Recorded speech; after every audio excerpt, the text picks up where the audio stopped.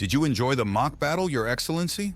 High Priest Isbal looked at the woman who had asked the question. Her name was Kekla, a diplomat of their world, and one of his most trusted retainers. The two of them, escorted by a handful of arena guards, had left the grandstand and were on the way to their shuttle. How would you evaluate their performance? He asked, giving the question back to her.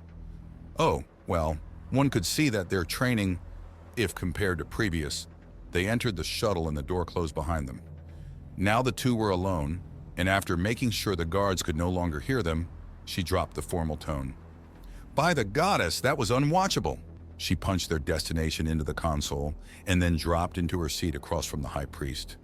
Agreed. If you look at our soldiers, it is hard to believe that the Tystri once played a major role in the longest war in the Alliance's history. Those guys couldn't hold their own for a month, let alone a year. He leaned back in his seat. And the worst thing is, we can't even blame them. We don't have the funds to train them properly. The equipment is lacking, and we only have a handful of warfare-capable ships left. There was a time when we were considered the most valuable planet in the Alliance, you know. But that was before our time, when there was still titanium in our mountains.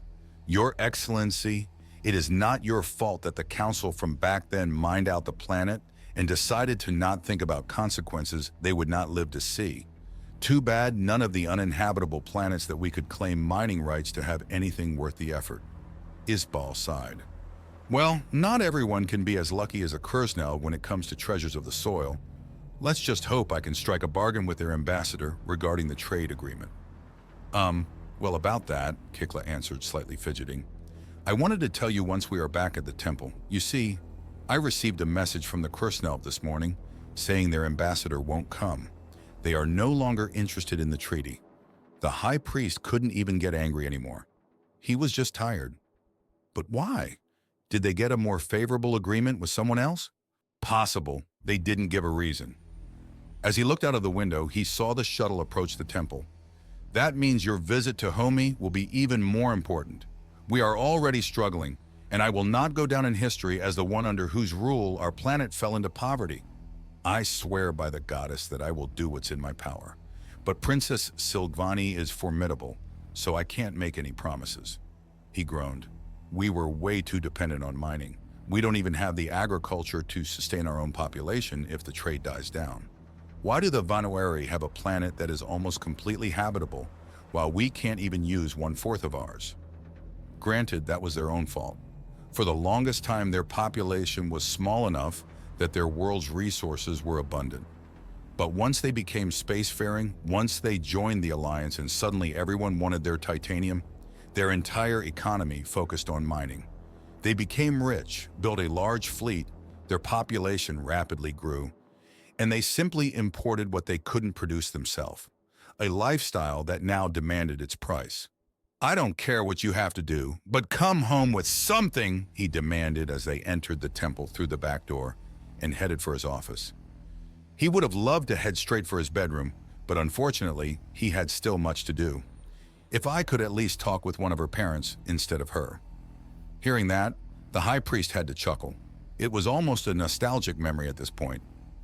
What was it that Queen Mervani asked you when you first met her? Whether my tail was more of a third arm or a third leg, she answered, almost laughing. Those two were the worst. You just needed to let them talk enough. Sooner or later, they would say something you could claim to be an insult.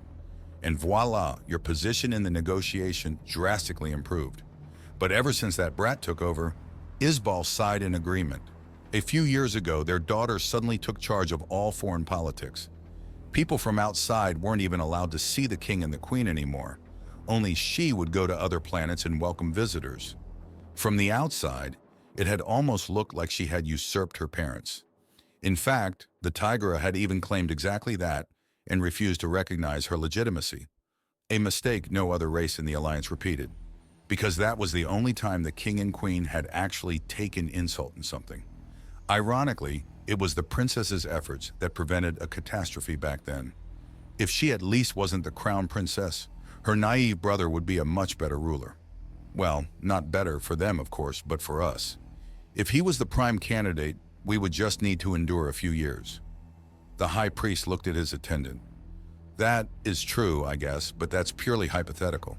With all she has done for her world, there is no way she won't succeed the throne, even if she had not been the prime candidate from the start. And she is not just suddenly going to disappear. Who knows? Maybe the goddess favors us this time. After all, we are her people, not the Vaneri. The future may surprise us. Either way, if you excuse me, I have to prepare for my departure.